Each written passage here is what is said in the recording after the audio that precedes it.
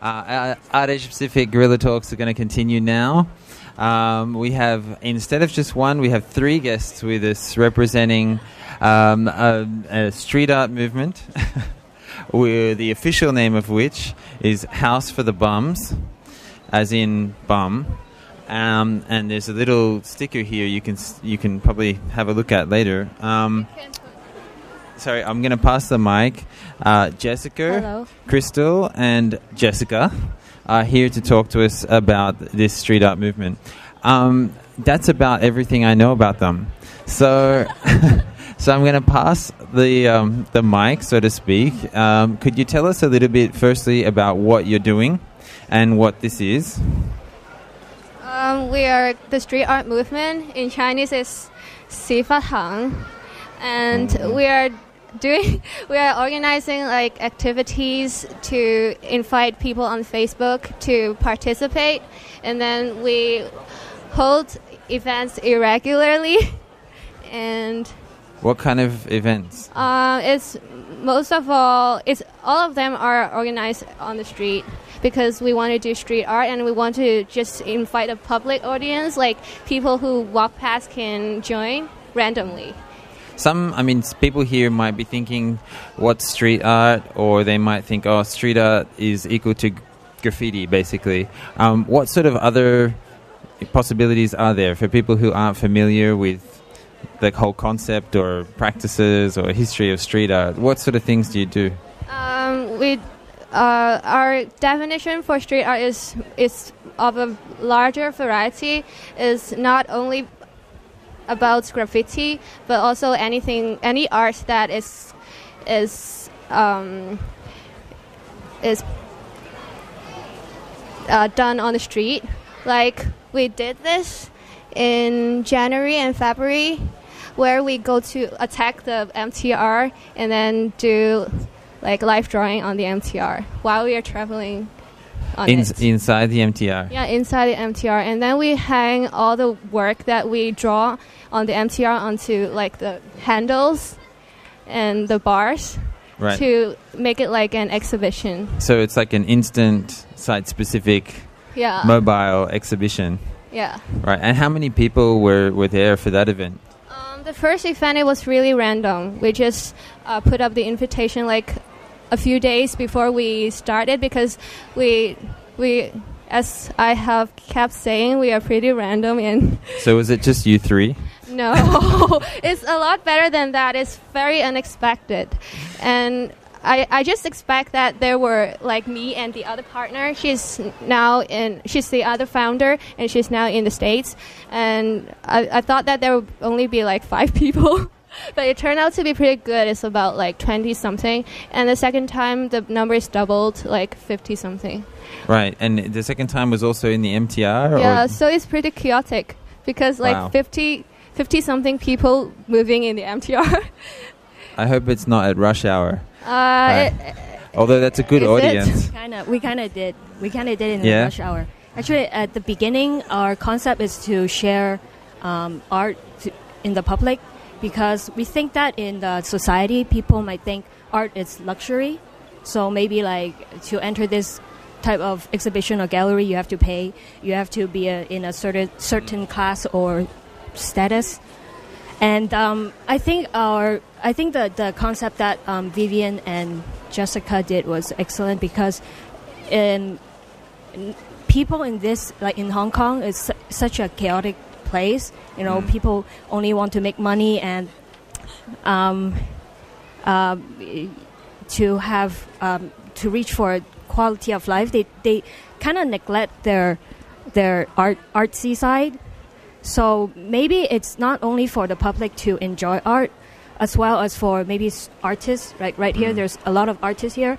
They're probably artists. Yeah, they lose faith in Hong Kong. I'm actually wondering. You know, you're obviously doing street art, and you've got a sort of network. What's your background? How did you come to be involved in this, and to know about street art, and to think about, starting it here in Hong Kong? For me, I'm connected through a community of street art. So I think that's how Jessica found me, through Facebook, through a social network. You wanna? Actually, before me and Vivian did this, we were like nobody, and we in the art industry we know no people at all, and we just have the idea, so we want to like put more people together to work on this. So we start to look at people in Facebook and try to find like people we like, strangers, talk to strangers on the Facebook. And then I met her because Vivian just randomly throw her page to me, her Facebook to me, and then I added her and then we chat. So that's how we rally people together. So you were already doing your sort of like your own things, and this has been a way of connecting it? We really start from nothing, and it started first by my idea of having an exhibition on the street, and because I think that in Hong Kong there are a lot of galleries, but normal people or the public wouldn't really visit like Sheung Wan or Central to those galleries, and most of all only the rich people and foreigners would go to those galleries. So we want to include more general public to view art, so we hold outdoor exhibition. And after I have this idea, I try to find different people for help. So that's how all things started. Okay, and did you go to galleries yourselves? Like, do you have that side of things as well? Do you like going to museums or galleries, or is it really a style of art, street art itself, that style that you're interested in? Yeah, I do go to galleries, but those are galleries are very limited, and I want to explore for more varieties of art, and art that can include more people. And tell me a little bit about the sort of, I guess, the philosophies or the concepts. I mean, street art's been, I think, becoming a lot more popular in lots of cities around the world for similar reasons, and often in situations where, like you're saying, it's difficult for people or not very desirable to walk into, exclusive sort of situations of art. Which might be funny to say in the art fair, but obviously you're responding to something that's happening in Hong Kong as you're growing up. The other people who are involved in the movement, are they feeling similar ways? Do they come from artistic backgrounds? Are they art students, or are they people who are just trying to change their city? You know what I mean? Is it an urban thing? Is it an art thing? Could you talk a little bit about that? It's pretty dynamic. Like the people who join, they have different backgrounds. They're like architects, interior designers, nurses, and students. Yeah. For example. For example, she's what do you do, Jessica? Tell us a little bit. I'm in the architecture industry. Architecture industry. So you're already working in some sort of architecture office? Yeah. Do they know that you're involved in a street art movement? Not really. What do you think they would think about that? Well, yeah, actually, I do tell my friends about it. Well, my colleagues, yes, and then they would go online and see what's happening, and that's how everything spread out and get connected. Is there any danger? Are you ever worried about the legalities or being arrested, or is that a possibility? Well, yeah. Yes. Well, there are actually police has come to check out what's going on, and and what's that like? What do they say? Well, they just want to know what's happening, and why are we gaining any? Well, are we earning money from that? And the other time when we are at the cultural center doing some live drawing as well, then the staffs come out and ask why are we exhibiting our drawings on the floor, and that they come around quite often actually. And do you know much about the actual your legal rights as public artists? Well, actually we're what's the situation in Hong Kong? Actually we didn't really investigate into that deeply. We just stick our butt there and refuse to leave. And actually, there are a lot of dangers. Like the police keep checking our IDs, but we just don't care. Right. The thing it's fun about this movement is because there's actually not enough public space for what people can do that they want. For example, if we go onto into the street, right, you see a lot of commercials. Like, do we? Yeah. It's not our like we don't want to see it, but it's just in our face, right? So sometimes we think about it. It's like, why do we have to be forced to see something that we don't want? Like, what about art? Because you should buy it. Yeah, it makes people depressed when you see the commercial. You know, you have to be slimmer, you have to be more beautiful, because you have to buy certain products, and I think that's pretty sad in a society. I think art is something that can lift people's, joy, and something that we want to push out to the public. So you're conscious of like art for social change or art to change the Hong Kong environment. Is this an ideal, I guess? Ideally, yes, but I think it's kind of like experimental idea right now, because when we first started, we just want to exhibit some artists' works, like some local artists, because they don't have a channel to express their what they want to show in the public, because maybe some are only students, and to get into the gallery it's expensive, and it's like for rich people's thing to do. And I think it's good, like it's a two-way thing, good for the public so they can enjoy art, and good for artists that doesn't have the channel to express what they want to do.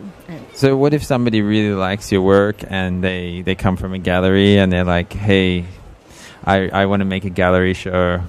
How would you feel about that? Well, artists have to make a living too, right? they have to earn money. I think there are artists here. They do exhibit their work in the gallery, but they have to balance. Like, they know the way to balance out. It's not only for money, because when art is equals to money, then the nature it's not the same anymore. Right. Yeah. So how many people here are involved in the street art movement? Any show of hands? Don't be shy. You're in public. Yeah. And what sort of things are you making? What sort of things are you interested in? Sorry, what's the question? What do you make? What's your artwork about? I do join that MTR event. I like to draw. I just like to draw people and know people, the communication and stuff. For me, I like the event of drawing in MTR is because MTR is kind of like a boring place, because everyone is just looking their iPhones and stuff. And if I start to draw, I'm just not staying here and then staring at someone and draw. I will go to check with them and ask, do you mind I draw you a portrait or something? And then we start to communicate and share the stories. And then for me, this is the fun, because people is now getting colder to others. But just like the project for me is like a trigger to start a new relationship with people, a stranger. It's interesting. I'm wondering what the public reaction is in Hong Kong, and I'm asking that because I was in a park once with people with a few musical instruments here, and eventually the police came, and they said that somebody had complained that we were in the park. Right, and so that's why I'm wondering, what's the public reaction? I think just to be nice, we done nothing. We just do art and we friendly. Just, do you mind? If you mind, oh sorry, I'm not bothering you. So that's it. And if you don't mind, just check. Oh yeah, we just want to draw. That's it. Yeah, most of the crowd are cool with that, and then they want to check out what we're doing, and then our flyers are passed out very quickly because they are very interested. But sometimes, like the official, like the MTR officials or the cultural center officials, they are like, they have their job to do. They have to come to stop us, and then we didn't like we argue with them. We just sometimes invite them to be our models, like like try to pull them like into our group, and then they got scared. But yeah, our strategy is not to like argue anything or try to like attack, but be nice and be welcoming, and then be caring to them and try to minimize their burden like created by us. The thing is, it kind of pulls people together. The way we do art in the street or blend into the mass, they like for Gio, he draws people in maybe a 5-minute quick portrait, and meanwhile he will talk to the people and get to know them. So it's a way to bond people together. So same thing with the movement itself. Like for the artists, before everything begins, we don't know about each other, right? But when the events start and eventually we have this force that it's purely art and to just enjoy and, you know, to have a good time together. Okay, I'm conscious that we might need to wrap it up, but people might want to know more about where they can find what you're doing. These are people from a street art movement called Home for Bums, I think. It's called 洗发行. Would you pronounce it? Try to pronounce it. 洗发行. 洗发行. Yes. Excellent. Or 实行. The name itself, it's very sensitive because a lot of people they don't like to use his name. Yeah. But it's kind of ironic because we use his name to express that something so people think so low. It's like everyone has it, right? It's part of you, and it's just how people educate you that it's a dirty thing to say.